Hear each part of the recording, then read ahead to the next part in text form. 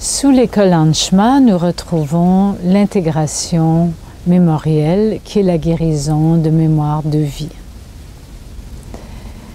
Alors dans cette méthode de guérison, d'intervention, l'intervenant guide le sujet à partir d'une difficulté nommée par le sujet qui se présente avec une mémoire qui semble être récurrente dans sa vie. Quelque chose qui semble revenir, se répéter, ce soit dans des relations amoureuses, ce soit par exemple une difficulté d'avoir des enfants, quelque chose qui semble être présent et présent quelquefois de façon peut-être beaucoup plus vaste que juste cette vie que vous et moi nous vivons. Alors c'est sûr que on pourrait parler de mémoire vivante, et dans ces mémoires vivantes qui sont logées dans notre corps, se logent aussi des mémoires que l'on nomme de vie dite antérieure. Alors, est-ce que vous et moi, nous croyons à ces vies dites antérieures? Est-ce que c'est possible qu'en ce moment que nous vivons, vous et moi, cette vie, nous vivions aussi d'autres vies? Est-ce que dans notre corps peuvent se loger des mémoires de d'autres vies? Alors au début, je n'y croyais pas que ça existait, ces mémoires de vie antérieure, jusqu'au jour où quand je vivais à New York, il y a de cela des années, et je guidais les gens à se libérer de leur tension, de leur cuirasse dans leur corps, plusieurs personnes me nommaient, pendant qu'ils se libéraient des tensions de leur corps, des mémoires de d'autres vies, avec émotions, avec images visuelles, avec sensations kinesthésiques, avec des odeurs, des goûts. Et là, j'ai été un peu devant l'évidence que notre inconscient était peut-être très bien fait et que sous forme symbolique, que cette existence ait eu lieu ou non n'est pas important.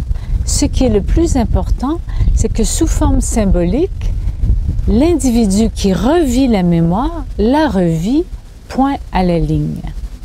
Alors c'est de là que ça fait plus que 20 ans qu'existe cette méthode d'intervention sur les mémoires qu'on appelle vivantes et qui sont logées dans nos cellules. Ce peut être des mémoires de notre vie intra-utérine, peut être des mémoires de notre naissance ou des toutes premières années de vie dont on n'a pas nécessairement une conscience, mais qui sont logées dans notre corps.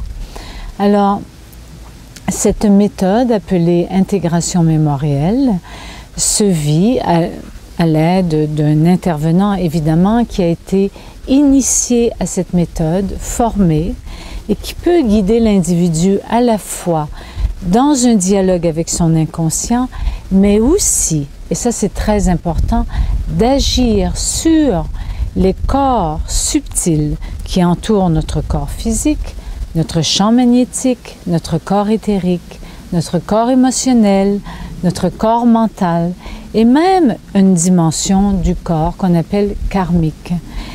Et ainsi, dans cette intervention de mémoire vivante, d'intégration de ces mémoires, il y a une dimension de guérison qui est très importante, car le but n'est pas de soulever des mémoires que pour soulever des mémoires. Le but est de soulever des mémoires parce qu'elles sont soulevées, premièrement, parce qu'elles sont déjà éveillées en nous, et aussi d'aider l'individu à guérir ces mémoires. Comment je me suis perçue en vivant cette action? Qu'est-ce que j'apprends de cette expérience? Quelles sont les conclusions que j'en ai tirées et qui influencent toujours ma vie? Comment je peux transformer ces conclusions?